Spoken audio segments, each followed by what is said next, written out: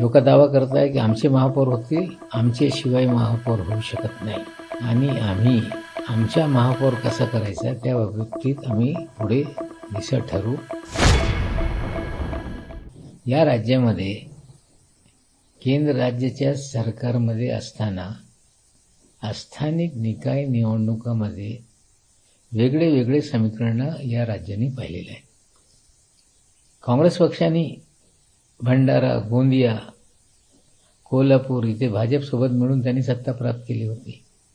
म्हणजे स्थानिक परिस्थिती अनुसार सगळी निवडणुका होत आहे, नंतर समीकरण जुळत आहे आणि हे बोलणं की कोण कोणासोबत आहे, मला वाटते या विषयावर लोकांनी या राज्यातल्या मागच्या काही 30-35 वर्षाचा इतिहास बघितला पाहिजे. या मुंबईमध्ये आम्ही जवळपास 94 जागेवर निवडणुका लढतोय. आमचे उमेदवार ताकदीने प्रचार करत आहे. आम्हाला अपेक्षित आहे 30पेक्षा जास्त आमचे उमेदवार निवडून येतील.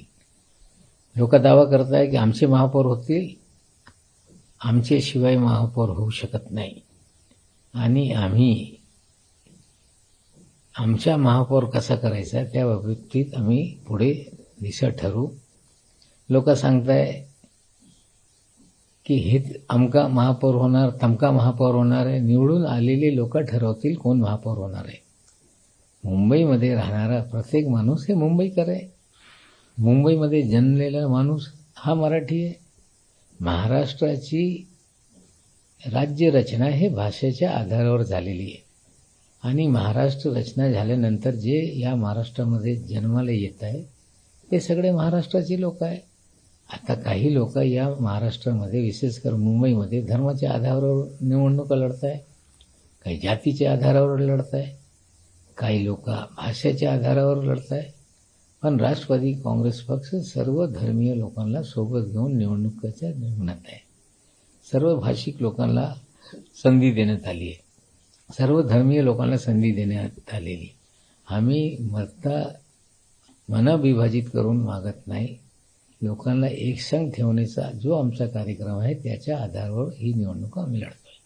काही बाहेरचे नेते येऊन या राज्यात सांगताय की पवारसाहेब हे कमकुवत झालेले आहे. मला वाटते हे बोलणं योग्य नाही.